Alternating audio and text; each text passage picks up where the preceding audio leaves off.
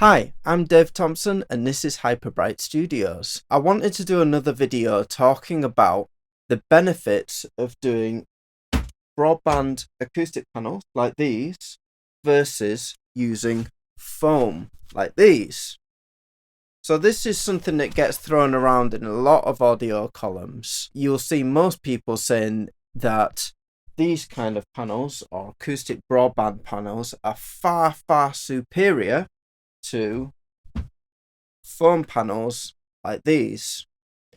And you'll also see a lot of the debate talking about bass traps and how big chunky bass traps are basically much more effective than foam bass traps like the ones that are in the corner here.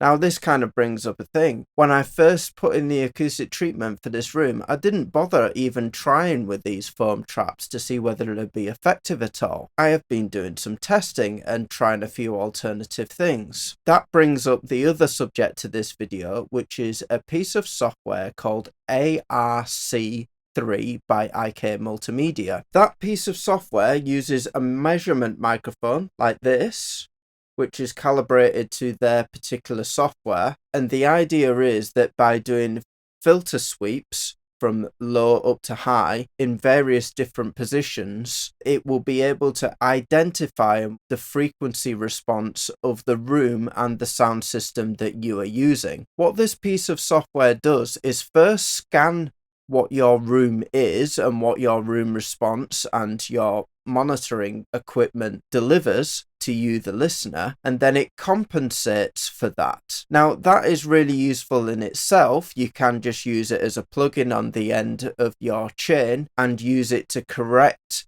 the room so that you have a theoretically perfect acoustic experience. However, this tool can also be used in another way.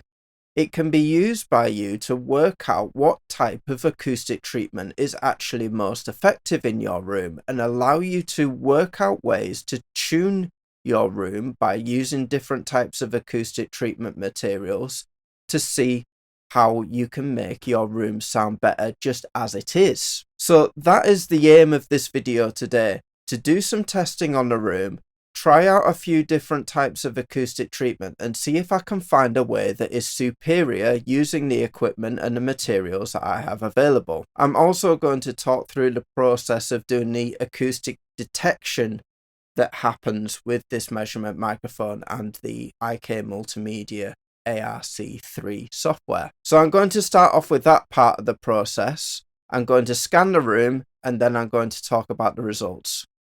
The speakers should be set up in an equilateral triangle, with 2 points of the triangle being the two speakers and the final point of the triangle being your listening position. At first, the software will ask you to calibrate where the input from the microphone is coming from and make sure that the output from the speaker system and the input from the microphone is at a sufficient level in order to do the test correctly.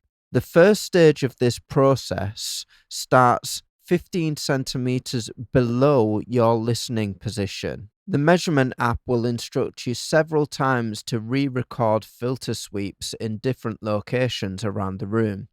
All you have to do is simply follow its instructions, as laborious as that may be, until you eventually get all of the measurements that you require.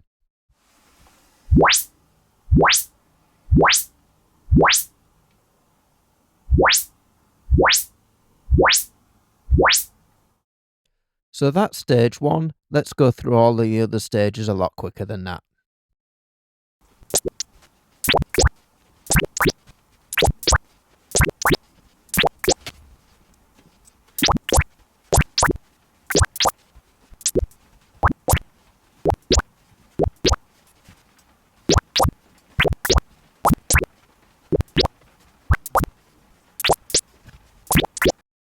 The final stage of this process is to simply name your preset and to give your preset an icon that relates to the monitoring system that you use.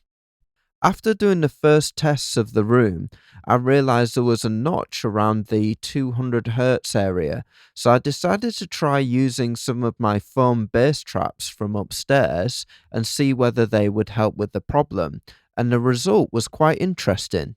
So here we are inside of the ARC app, which is acting as a plugin within Pro Tools, which coincidentally I'm using to record my vocals at the same time.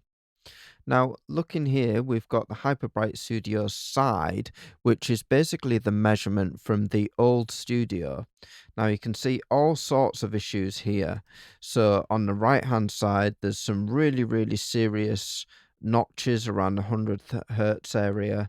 And the difference between left and right is really, really drastic. And this is mainly because the room just was not designed to be in that particular position. Now, as the new studios has been more bespoke, the result is more even. This was a result of the studio with just the acoustic panels.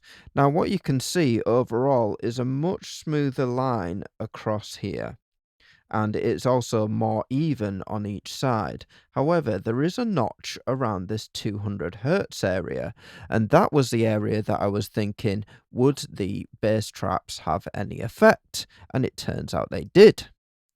So this is some testing that I did after with the foam, and you realize that actually I've been able to even out an awful lot of that notch that was here. It's still there, but it's nowhere near as bad as it was before.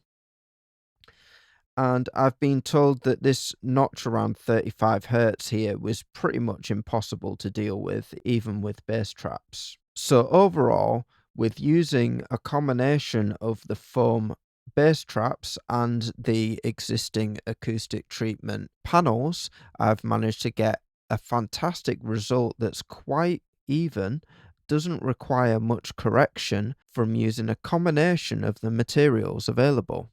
I think we've learnt some interesting lessons from this. By using the acoustic room correction software, we've managed to identify some certain acoustic problems with the room, and by experimenting with the available materials, we've managed to pretty much solve those problems without actually spending any more money and just using the materials that we had available. So don't be afraid to combine using different materials. So don't get too bogged down and think, oh, I must use a certain design of bass trap because certain forums have said so. Feel free to experiment yourself and see what actually works with testing data and use what works for you in your room. And if the testing data says it works, screw the forums. I hope that was helpful for everybody, and I'll see you next time. Bye bye.